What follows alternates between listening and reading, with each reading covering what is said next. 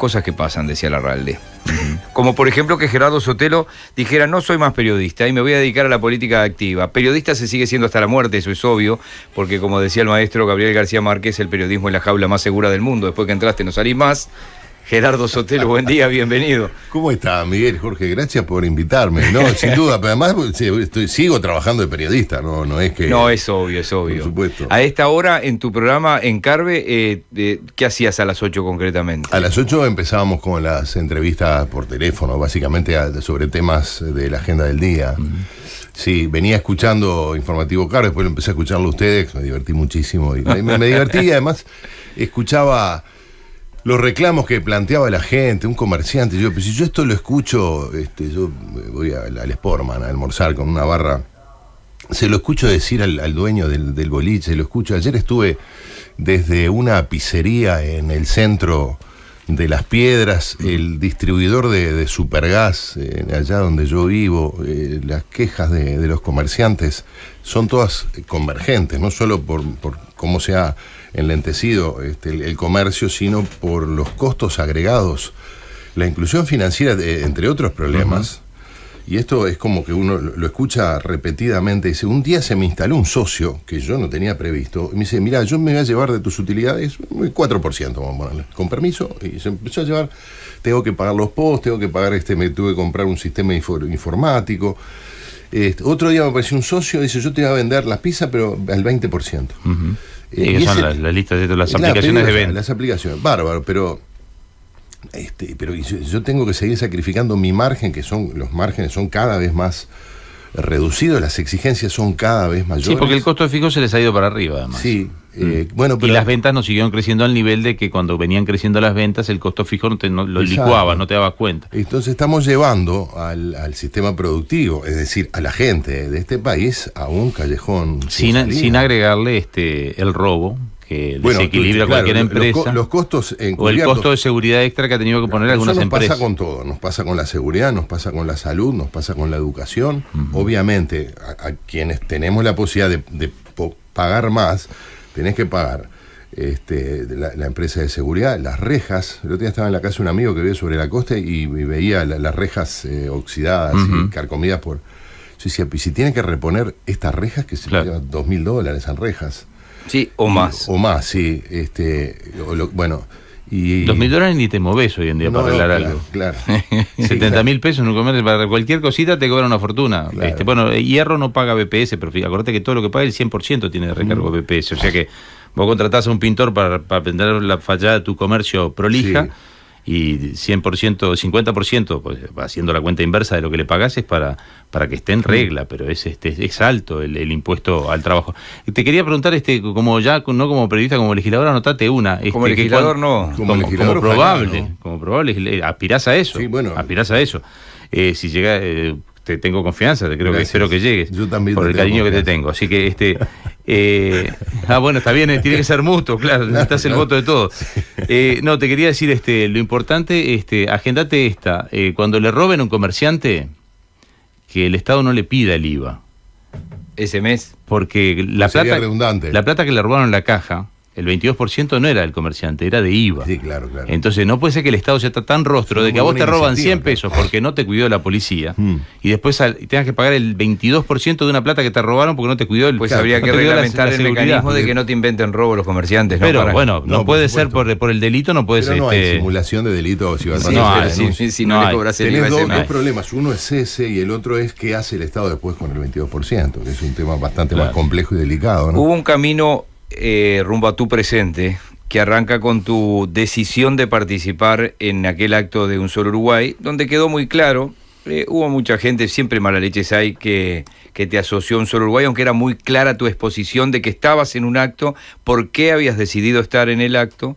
Incluso en el diario El País, una entrevista que me hicieron, ¿qué opinión tenés? Y bueno, yo creo que ahí tú dejaste muy claro ahí por qué tu decisión de hacer público masivamente determinadas cuestiones que tienen que ver con la democracia, con el republicanismo, con las instituciones. Sí, bueno, tú sabes que ese fue cuando me llamaron de Un Solo Uruguay y me ofrecieron hablar. Yo dije, mire que yo no voy a ser vocero de un solo Uruguay, con muchísimo respeto, simplemente porque no corresponde a mi rol de periodista. No queremos que seas vocero, queremos que tú seas orador, que digas lo que quieras decir. Nuestra sugerencia, pero es una sugerencia, es que como empezamos, fue en enero, ¿no? Empezamos en año electoral, una reflexión sobre qué esperamos de la campaña electoral. Y que fue, me limité a hacer eso. Lo que leí ahí lo puedo leer acá, en otra, en cualquier otra organización que me permita hablar. ¿Y puede haber sido esa la chispa que el disparador camino a esto? No, porque de esto veníamos hablando desde antes, pero no había nada claro. ¿Con quién venías hablando? Con Pablo Mieres. Pero yo hablo con él regularmente porque nos conocemos desde hace mucho tiempo. Sí, hemos trabajado juntos y teníamos relaciones de vecindad familiar. Pero no, nada que ver, ¿no? Simplemente ni lo consulté a él, ni hubiera correspondido, ¿no? Y aunque no hubiera estado todo esto de estas conversaciones, yo lo hubiera hecho igual.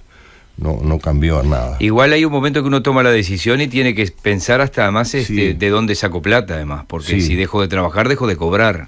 Bueno, yo no he dejado todos mis trabajos. Y sí. Pero además estás en edad de jubilarte, ¿te vas a jubilar? No sé, no lo he resuelto todavía, no lo he resuelto. La verdad que no... Tenés 61. 61, sí. ¿Y fuiste de los cincuentones que se cambió o no te cambiaste? No, todavía no me cambié. No he tomado la decisión tampoco. Uh-huh. Pero ya pasó tu plazo. Ya pasó, sí, estoy ahí en tratativas con... Pero con si el ya BPS. pasó tu plaza, ¿podés igual? No tengo ni idea. Yo creo que ya pasó no tu... Claro. De todas maneras, no creo que, te digo porque sea una gran diferencia, que... claro. Es diferencia, ¿eh? Sí. Yo qué sé. Pagándole al BPS. Y le tenés que pagar. Si yo estoy pagando 72 cuotas. Claro. Sí, pero es raro eso de pagarse para jubilarse también, te lo tenía que ir descontando en cuota en vez de pagar antes. No, lo más Lo que tenemos que hacer es sentarnos a revisar el sistema previsional, ya no da para más, ¿no? Cuando la gente, o cuando hablamos, cuando hablan los dirigentes políticos sobre el déficit fiscal y sobre las cuentas públicas, no se puede separar de lo que es el BPS. Nosotros tenemos varios sistemas que por suerte los tenemos, eso está fuera de discusión, que son diseñados como deficitarios. El sistema de salud es deficitario, ya se sabía que iba a ser deficitario y bueno, se aceptó tener un sistema que hay que asistir. El sistema previsional es deficitario.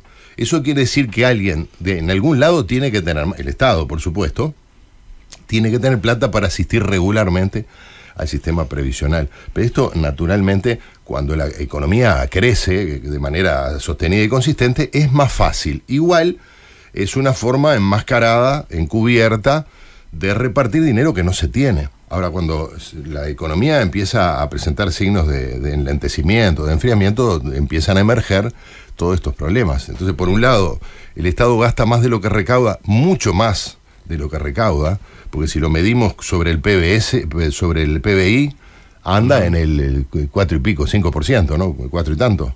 El déficit fiscal. 4,8, casi 5. Si lo medimos sobre sobre la caja, sobre lo que ingresa al Estado, que es sobre lo que se tiene que hacer la previsión de gasto, estamos arriba del 14, ¿no? Más o menos. ¿Y sí? 15 por ahí %. Esa es la realidad. ¿Y dónde se va el dinero que falta? Además de que se van despilfarro, contratos de... Bueno, cada día tenemos más pago de deuda, ¿no? Bueno, de interés, claro, es tremendo. Como ha crecido la deuda de 13 a 40 y pico mil millones de dólares, es impresionante. Está bien, ha crecido también la maquinita de endeudarse. ¿Cuándo podemos sostener el pago del déficit con endeudamiento? Es como no, es que no salís más. Tomar préstamos para pagar el alquiler. Se te acelera cada vez más. ¿Y por dónde pasa entonces? Que yo siempre digo acá con Jorge, hacemos el ejercicio y nos volvemos locos.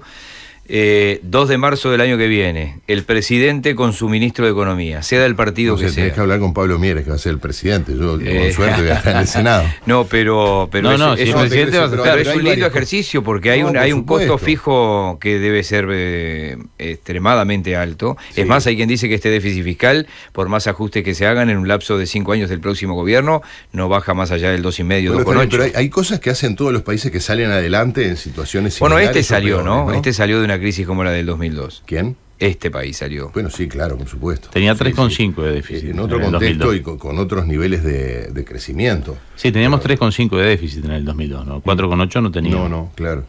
Lo que pasa es que hay que hacer varias cosas al mismo tiempo. Y obviamente será responsabilidad de quien gobierne ver cómo diseña la hoja de ruta, ¿no?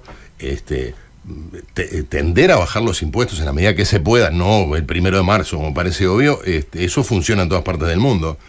Controlar el gasto público en todo lo que sea controlable, particularmente en renunciar a contratar la mayor parte de los cargos de confianza del sistema político. Sí, han aparecido los adscriptos de los ministerios. Pero es una indecencia lo que se hace con... siempre fue una indecencia, siempre fue, no es de ahora. Lo que pasa es que el Frente Amplio ha perfeccionado un sistema perverso. Eso hay que cortarlo. Luego, ¿y las empresas paralelas qué pasa? Porque luego hay que te lo dibujan por luego hay que sentarse a revisar el sistema previsional, pero eso no cabe la menor duda, ¿no? ¿Y qué pasa con las empresas paralelas? Porque también una viveza fue que igual ha crecido el funcionario público, pero independientemente de que ha crecido, Alur, el regasificadora, inventaron empresas paralelas en el sistema privado, pero con capital público, y son incontrolables. La ley está, su texto y su espíritu, ¿no? Sí. Bueno, estamos asistiendo a un tristísimo espectáculo de gobernantes que violan la ley.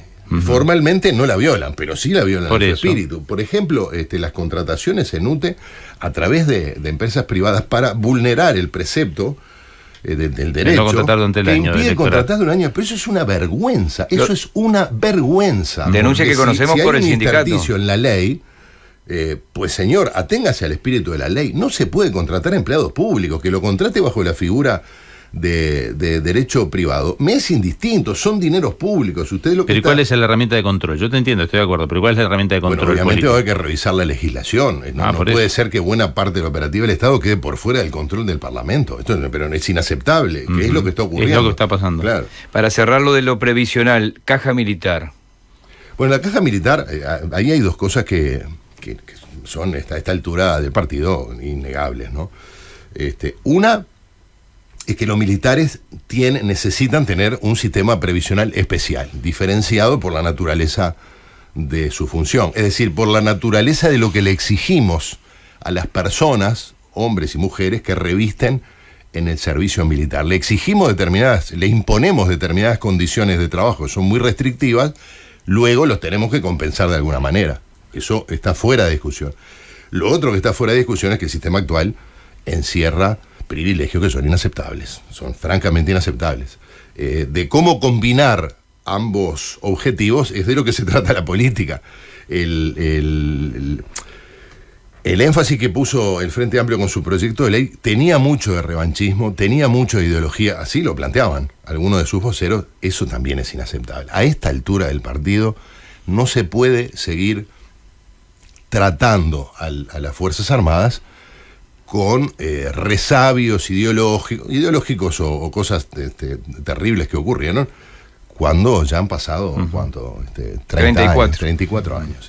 Pero bueno, supongo no, parto de la base de que el próximo gobierno también se va a ocupar de ese tema. Ayer Valenti decía, con respecto a los dichos de Villar, la candidata a vicepresidenta, que dijo que en estos tiempos, parafraseando a Saramago, algunos tienen cara de Hitler, dijo Manini, son los Hitler de este presente. Valenti decía acá, Manini es fruto del Frente Amplio, es decir, fue el comandante en jefe que eligió Vázquez respaldado por su fuerza política. Es peor que eso, Miguel. Yo escuchaba los dichos de Villar, a mí me parecen monstruosos, ¿no? Francamente, y lo digo con total libertad porque no me une, más allá del respeto hacia la persona. Tengo algunas referencias de Manini Ríos como una buena persona, no tengo nada en contra de él, no me unen muchas cosas desde el punto de vista ideológico, por lo menos de lo poco que sabemos de Cabildo Abierto. Es una monstruosidad decir de una persona como Guido Manini Ríos que tiene la cara de Hitler, lo que Hitler... Pero lo que pasa es que ayer lo quiso aclarar y dijo lo mismo, dijo que representaba el neofascismo.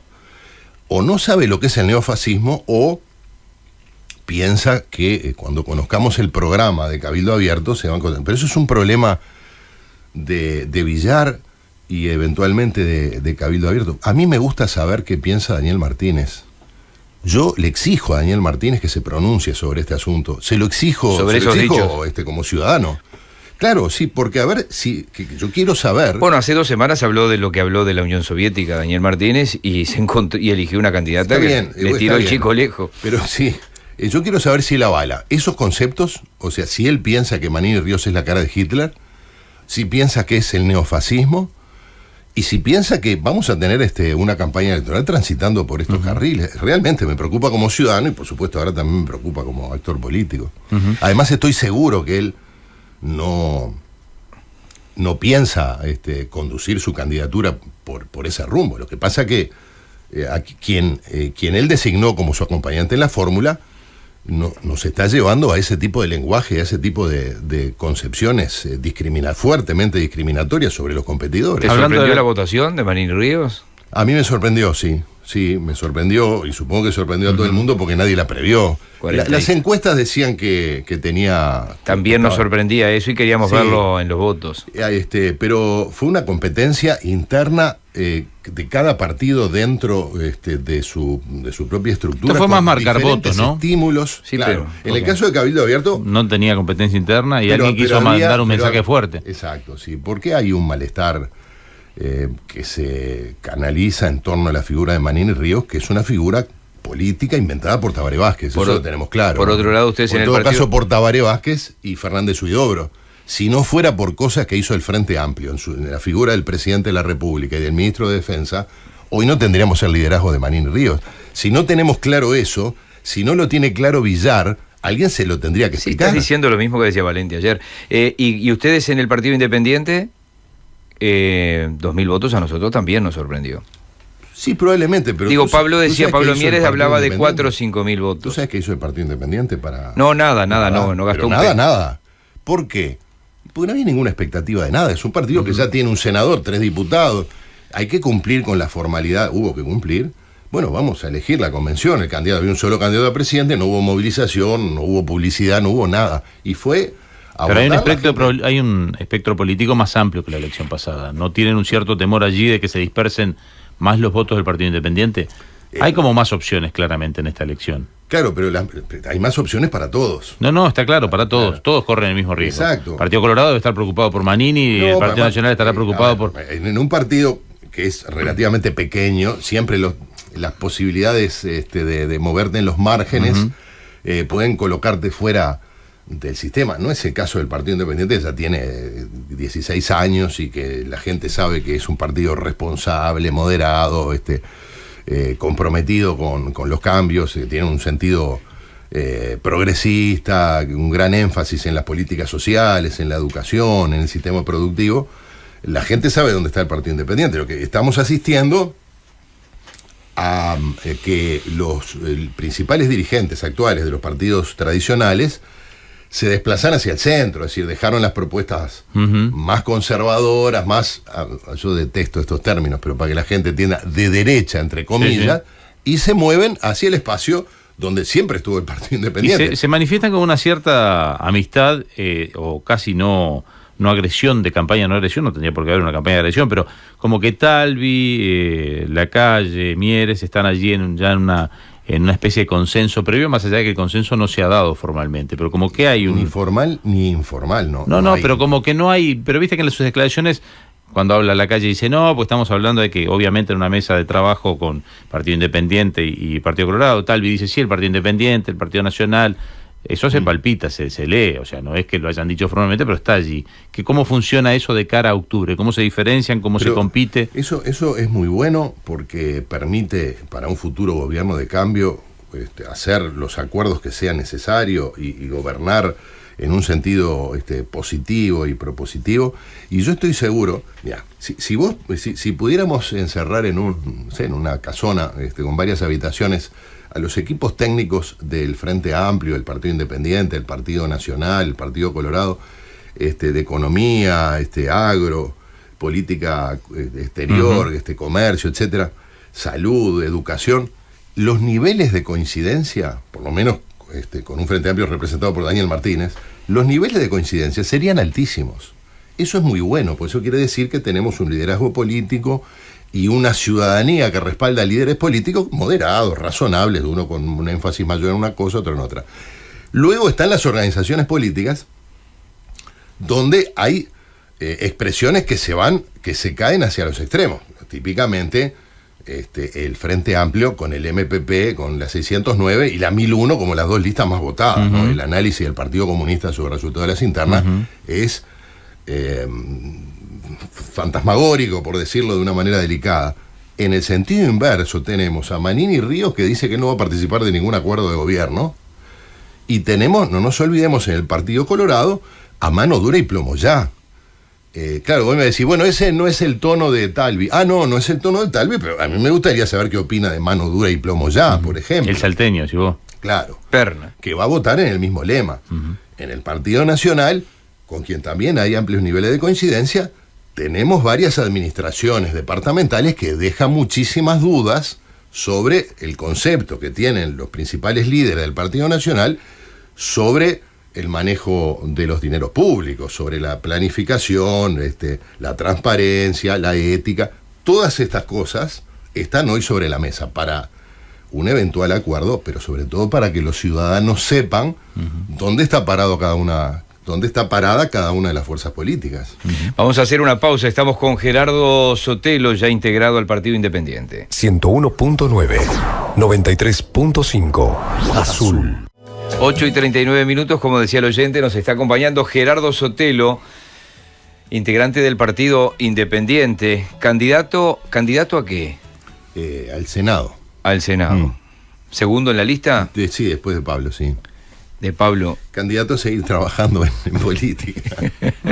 de algún modo, en algún lugar. Pero esperemos estar en el Senado acompañando a Pablo, a toda la bancada de legisladores del Partido Independiente que, en la medida que apoye la gente, que eso se trata, además la representación, va a ser muy importante para cimentar el cambio político que la ciudadanía estaba pidiendo. Ahí un oyente te decía, lástima un tanto de izquierda. ¿Qué tanto de izquierda sos? ¿Cómo es? ¿Cómo te definís vos políticamente? Yo siempre lo digo, y no es una butada, la izquierda y la derecha son dos concepciones muy útiles cuando manejás. Fuera de eso, para entender y dar respuesta a los complejos y profundos problemas que tiene la convivencia en sociedad, para mí carecen de cualquier sentido, no porque no los conozca, no porque no tenga una historia personal, es porque he reflexionado sobre lo que eso significa y para mí no tiene ningún sentido. El Partido Independiente podríamos ubicarlo en un eje izquierda-derecha como un partido... Un tanto izquierda. Centro-izquierda, claro, por decirlo de algún modo. Pero si lo miramos en términos de propuestas, de conductas, yo qué sé, ¿alguien puede identificarme un problema de izquierda y un problema de derecha? ¿O una solución de izquierda? Sin embargo, se dice que para algunos problemas hay mejores soluciones de izquierda y mejores soluciones de derecha. Por ejemplo. Bueno, siempre se ha dicho que la seguridad, cuando se te desbordó, es mejor la derecha. Cuando te dicen los planes sociales, es mejor la izquierda. Sí, la agenda es mejor la izquierda. Por no, ejemplo, la seguridad social que inventó Bismarck. En teoría te digo. Que tenía de cualquier cosa menos de izquierda. Por ejemplo, la agenda de derechos te dicen, la izquierda. Ajá. A veces es que se apropian de las cosas de la gente. La agenda de derechos, la izquierda, por ejemplo, ¿qué derecho es de izquierda? Y la gente joven asocia, me parece, como que el matrimonio igualitario. ¿En serio? ¿Con qué? Con la izquierda. ¿Con la izquierda? ¿No sentís que no lo...? Hay que enterarse de las cosas que han pasado en el mundo como para decir... No, está claro. Lo hablamos acá cuando Michel Suárez era comunista. Decíamos, claro, se ve que no estudió la historia del comunismo. En ese caso, ¿la corrupción es de izquierda, entonces? La corrupción, bueno, según Sendic, si sos de izquierda no sos corrupto, y si sos corrupto no sos de izquierda. Sociales, los fenómenos políticos en una perspectiva amplia en el tiempo, en la geografía, y lo que nos encontramos es que hubo reformas profundas hechas por gobiernos de centro-izquierda. El caso de Nueva Zelanda es arquetípico por todos los parecidos que tiene con otro país. Lo hizo un partido de centro-izquierda. En Uruguay catalogarían esas reformas de neoliberales. Pero es que esas reformas permitieron a Nueva Zelanda salir del estancamiento y seguir adelante. ¿Por qué? Y bueno, porque hay cosas que hay que hacer porque están bien. Quizás la diferencia sea en los costos sociales que uno y otro están dispuestos a pagar.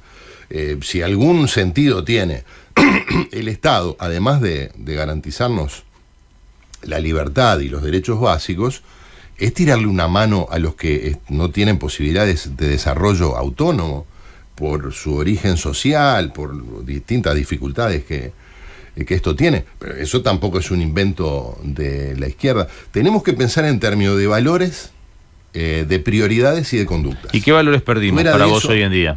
¿Qué valores hay que trabajar rápidamente en Uruguay? Evidentemente hay que trabajar sobre el valor de lo que significa administrar los dineros públicos con un criterio, primero, de decencia.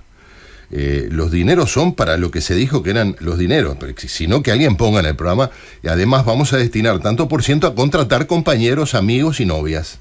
Bueno, que lo ponga y la gente vea si lo vota. Si no lo pone en el programa, que no lo haga. Pero esto parece algo tan básico que ya la gente no lo tolera, no se lo va a tolerar a un gobierno de otro partido si es que lo quiere hacer. Primero, entonces, un principio de decencia, de honestidad, de eficiencia en el manejo de los dineros públicos, de planificación. El Estado tiene que tener un sentido de coordinación. En el caso de las políticas sociales es crucial. Hay acciones, actividades superpuestas además en distintos organismos públicos. Entonces estamos hablando de invertir dinero para atender a los que menos tienen, y no coordinamos adecuadamente las políticas, no sabemos cómo medirlas, no se le diseña una ruta de salida. ¿Qué sentido tiene asistir eternamente a personas que, bien munidas de capacidades y de otro tipo de conocimientos o de destrezas, pueden salir por sí mismos? Eso es realmente inaceptable. Tenemos que, en estos 15 años de crecimiento, 14 de los cuales nos manejó el Frente Amplio, hemos mejorado los ingresos toda la sociedad ha mejorado los ingresos. En el mundo entero, todo el mundo ha mejorado, salvo países que están al margen del sentido común y de la lógica, como Venezuela, por ejemplo. Pero en el Uruguay concretamente hemos mejorado los ingresos, pero los sectores más pobres no encuentran mejores perspectivas de salir de la pobreza de lo que tenían hace 15 años. Es cierto que viven mejor, eso está fuera de discusión. Viven mejor cuando lo medís sobre el acceso a bienes materiales. Eso no está mal. Tampoco podemos negar la realidad.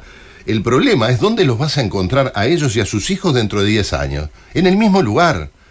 Hace el sábado estuvimos con la gente de Gruta de Lourdes. Allí hay un asentamiento donde viven más de 1000 personas.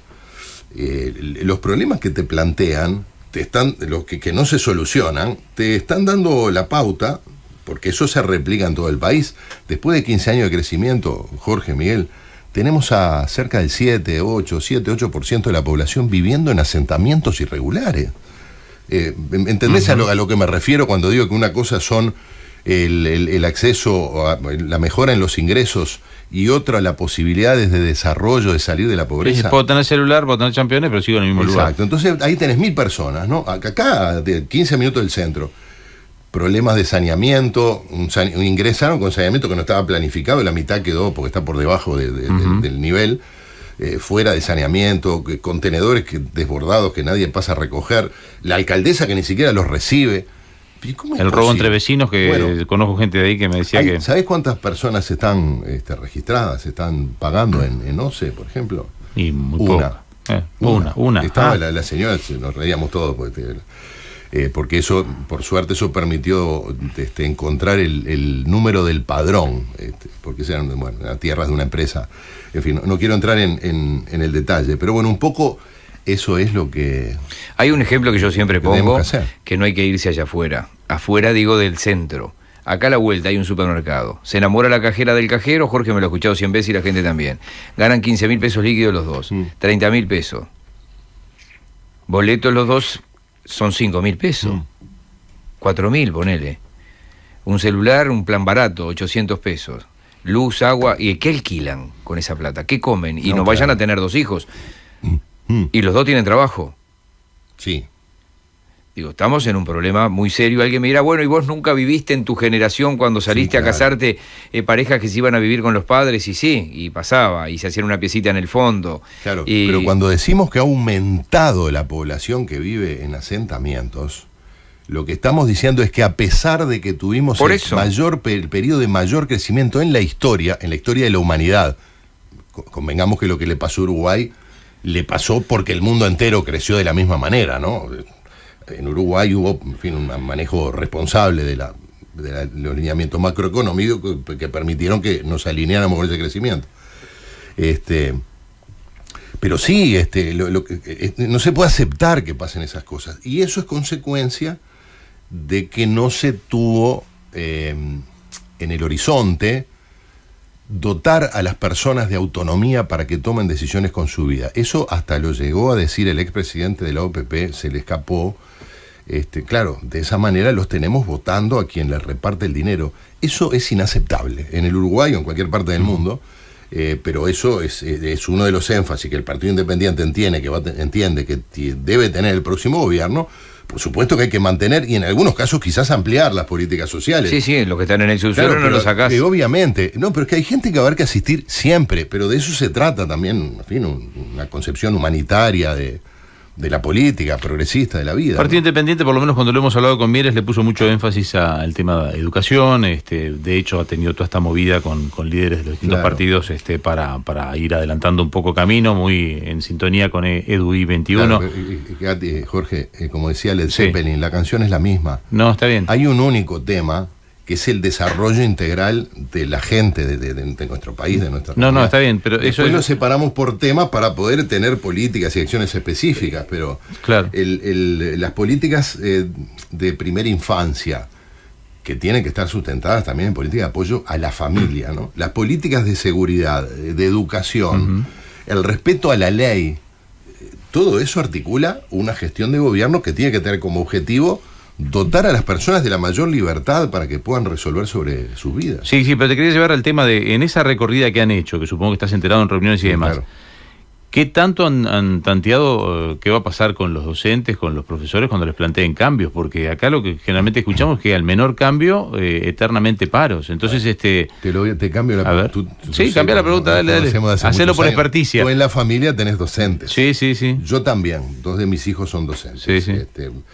Mi cuñada es docente, estamos todos rodeados de docentes. Gente que aceptaría cambios, por ejemplo. No es que aceptaría, que está pidiendo cambio. Está pidiendo a gritos. Sí. Si hay un sector que está pidiendo cambios en la educación, son los docentes, claro. Porque son justamente los que sienten que cada día está más difícil. Claro, pero son los articuladores de los cambios, son las personas que eligieron por vocación ser parte de un proceso educativo como docente.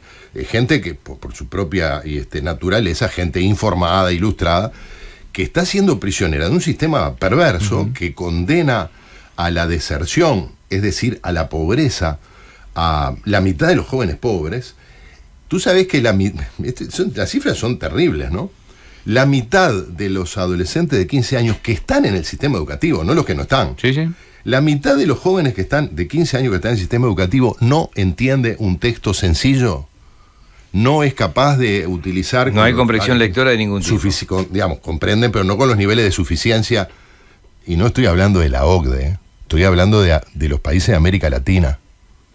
En comparación con otros países de América Latina, no son capaces de utilizar las operaciones aritméticas sencillas con un nivel de idoneidad aceptable, de dar una explicación científica a problemas sencillos, es decir, causa, efecto. Ayer hablamos de ese tema, y ahí hay un contexto social atrás también que no contiene, hay padres o hogares que no se ocupan en lo más mínimo, porque si le pedís que sea el héroe de la película el profesor o el maestro, no te alcanza. No, porque no hay manera, no tiene forma. Cuando llegan al aula, llega una niña, un niño o unos adolescentes que vienen con un entorno familiar, barrial, que condiciona a favor o en contra. Por eso tenés que en los barrios más pobres los niveles de abandono son 7 veces mayores, u 8, no sé, no tengo ahora presente la cifra, pero anda por ahí, que la deserción que hay, o la extraedad que hay en los barrios. Sí, ojo que la comprensión lectora en hogares donde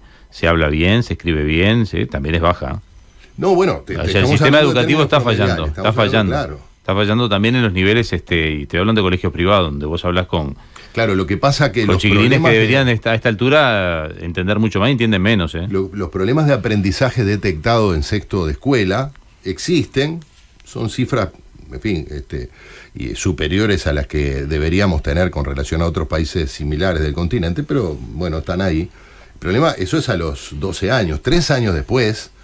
te encontrás con resultados mucho peores. Porque como están como resignados, y sin ganas, están desestimulados. El sistema actual desestimula mucho a los jóvenes. Los jóvenes habitualmente nos hemos desestimulado con el sistema educativo.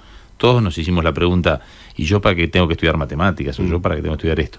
Pero hoy en día es campea. Pero te quería preguntar específicamente si han tenido encuentros con los sindicatos docentes, porque acá tenemos vos lo llevaste a temas particulares y creo que sí, que hay cantidad de profesores que quieren cambiar. Pero ¿qué pasa con los sindicatos? ¿Tuvo encuentros, Pablo, con sindicatos? ¿Está más alineado? No, claro, hay algunos sindicatos docentes que presentan un cuadro agudo de ideologismo que es extremadamente preocupante. Son sindicatos, algunos de ellos, que se van vaciando de contenido porque los docentes votan con los pies. Sencillamente, algunos no acatan los paros, otros, lo que es seguro es que el grueso de los docentes no participa, sobre todo en secundaria. ¿Y qué pasa con ese alinear? ¿Tiene que ver con el Frente Amplio directamente? ¿Pueden llegar a responder si no gano, van a ver lo que pasa? Con sectores más totalitarios, más marxistas, en fin, más radicales del Frente Amplio, algunos de esos sindicatos. Yo supongo que en la medida que los propios docentes entiendan y bueno, obviamente participen de los cambios, se irán siendo arrinconados los grupos más radicales que están ya no solo por fuera, van a quedar por fuera del sistema, están por fuera de la realidad y del sentido común, ¿no? Hiciste, y la última de mi parte, ya el clic para seguir embarrándote y andar rincón por rincón del país de cara a la campaña, porque seguro cuando fuiste a hablar con estos vecinos dijiste, esto no es lo mío, la verdad me muero de tristeza por esta situación, o la pucha, elegí bien. ¿Qué te generó eso? Bueno, esto tiene mucho que ver con la vocación de periodista, y eso me lo decía un amigo que fue el primero que se le ocurrió todo esto. Me decía, le digo, ¿pero te parece? Yo me dedico a la política. Carlos Muñoz. Sí, Carlos, sí, claro. ¿Y por qué? Pues, ¿sabes? Con él, él además es... Que no es el relator, Carlos Muñoz, es el director de teatro. Director de teatro y periodista. Dice, cuando hacíamos el stand-up viajamos varias veces por buena parte del país, ¿no? Dice, yo te veo hablando, la gente te para y vos la escuchás con ganas. Es decir, yo me moriría, me dan ganas de salir. Pero eso no es nada, no me quiero atribuir valores personales, pero es que es vocacional, la gente te cuenta cosas y vos la escuchás, tratás de entender qué es lo que pasa. Cada persona tiene un problema particular, pero todos tienden a parecerse. Sí. Sobre todo cuando te plantean problemas como que no pasan a recoger los contenedores donde hay, que no llega el saneamiento, que tienen problemas de seguridad, que los policías están pero miran el celular, en fin. Naturalmente te interesás porque querés entender, porque sos periodista, y luego empezás a entender con el corazón, porque vos decís, pero ¿cuál es la diferencia entre esta persona y yo? En materia de dignidad humana, de derecho, ninguna. Es decir, podría ser yo o alguien de mi familia que esté allí, y hay que buscarle la vuelta para tratar de que tenga una vida mejor.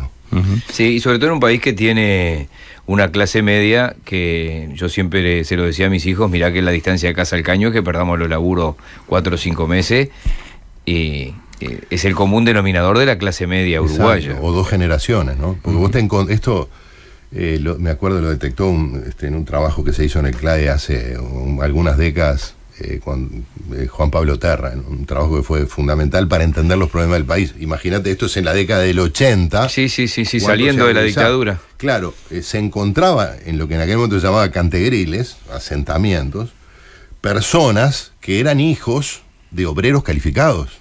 Es decir, que habían quedado, probablemente ya sus mayores, habían empezado a tener problemas en la textil, en el frigorífico. Exacto, y fueron quedando por el camino, ya sus hijos no tenían oficio. Pero eso fue hace 30 años. Imagínate cuán lejos está ahora la memoria de papá, albañil, abuelo tipógrafo, o en fin. Sí, 1000 oficios. Claro, exacto. Eso es, no que la gente no trabaje, quiero decir, son personas que hacen lo que pueden, que hacen changa, trabajo en seguridad, y está muy bien, escasa porque tienen hábito, quieren trabajar. Pero escasa calificación, sí. Y preparación, no calificación. Pero es que con el sistema productivo actual, eso va a condenar a ellos y a sus hijos y a sus nietos a tener serias dificultades económicas, y eso hay que articularlo con el sistema educativo. Si no logramos que de aquí, no sé, quizás yo pongo el 2030 porque, viste, tenemos la fantasía del mundial. ¿Sabés cómo tendría que ser el país del mundial de 2030? Tendría que tener a todos los jóvenes en educación terciaria. Vos decís esto y dices, pero usted es un... No, a ver, eso es un ideal, porque si tenemos al grueso de los jóvenes en educación terciaria, Faltan 11 ahí sí años. que vamos a tener un país de primera. Faltan 11. Porque vamos a tener un metelos sistema, a todos los adolescentes en el liceo y ya me conformo bueno, con claro, eso. bueno. 100%, pero lo que- 98% de los adolescentes en secundaria, me conformo. Está bien, pero tendríamos que hacer un cronograma para ver cómo llegamos a ese ideal. Quizás no sea el 2030, ojalá sea antes o un poco después, pero si no nos planteamos ese objetivo y hacemos las cosas que hay que hacer para lograrlo, nunca lo vamos a lograr. Gerardo, para terminar, si hay alguien que ha hecho mérito para recibir regalo el domingo que viene, sos vos, que es el Día del Padre. No sé, ¿Cuántos regalos hay que deberías recibir? preguntarle a mis hijos. ¿Cuántos regalos deberías? No, por la cantidad, por lo menos. ¿Cuántos son? ¿Cuántos regalos deberías 6. recibir? 6 hijos. No, pero recibo 3, 2, 4, Bueno. 3, 4. Y entonces, como estamos incorporados, vos no podés participar porque... con hijos docentes es difícil. Sí, bueno, exigirle. pero es una cartita, Claro. feliz día, papá, sin falta. Por lo Claro, menos. a veces, viste, viene asado, bueno, a ver, che, ¿quién trae esto? Y entonces en el grupo Ahí de se WhatsApp suma. dice, no. Yo traigo la familia. Dice, fulano anda pelado. Ah, claro. Bueno, y ahí vas distribuyendo, ¿no? Claro, claro. Bueno, más allá de que hacen festejo, ¿sos locatario el Día del Padre? Supongo, sí. Bueno, pues estamos haciendo participar a la gente por un sorteo, no te vamos a hacer participar. Pero la pregunta, la consigna es, ¿cuál es el superpoder de papá? En general lo dicen otros, pero como no tenemos a tu familia para llamar ahora, ¿cuál es el superpoder de Gerardo? No, me cuesta mucho identificarme con un superpoder, pero supongo que la capacidad de adecuar la mesa del domingo a la cantidad de comensales. O sea, ¿calculás justito? Calculo justito. Justito. Pobre perro. No, hay un, claro, hay comida para todos, pero tiendo, por ejemplo, me equivoco siempre en la cantidad de chorizo que lleva el tuco, ¿no? ¿Ah, sí? Ah, sí, es Siempre un sobra, pero- más vale que sobre. No, falta. Ah, sí. no. Chorizo, el tuco tiene que dar mucho chorizo, sobre todo el guisito de lenteja. Mis superpoderes tienen que ver con cosas típicamente masculinas, como por ejemplo la cocina, Claro. ese tipo de cosas. Bien, vos heredás cocina, te gusta cocinar, Me me gusta, acuerdo. sí.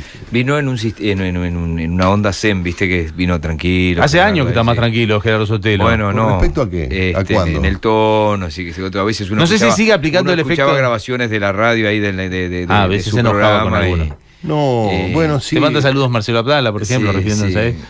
No entres, no nada entres. personal, Es como no. has escuchado alguna... No es nada personal, yo te conozco, tenemos buena relación, nos vemos, nos tratamos educadamente como Sí, corresponde, está no pasa por el lado personal.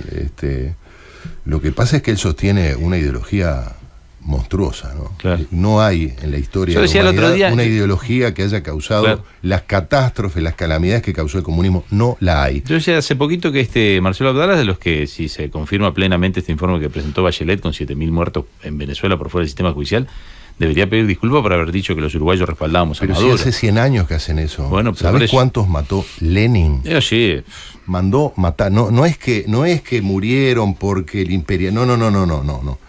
Políticas deliberadas de exterminio. ¿Vos pensás que lo que está pasando en Venezuela es un invento o una impericia de Maduro? La destrucción del dinero nace con el comunismo. La destrucción, el exterminio del diferente nace con Lenin y Trotsky, pero hay que leer las cosas, ¿eh? No estoy hablando, no es una conjetura mía, es un régimen estructurado en base a la esclavización de las masas. Cuando vos destruís el dinero y destruís la propiedad privada, lo que haces es que todo el mundo dependa del Estado para las cosas más elementales como comer. Por eso murieron millones de pequeños campesinos, porque era parte de él. Esto no es accidental, es muy difícil que la gente lo entienda, pero alcanza con leer. Lo mismo pasó en la Rusia soviética, pasó en China, pasó con Pol Pot, pasó en Corea del Norte, pasó en Cuba y está pasando en Venezuela. O sea, no lo ve el que no lo quiere ver. Gerardo Sotelo, muchísimas gracias. Gracias a ustedes. 101.9, 93.5. Azul.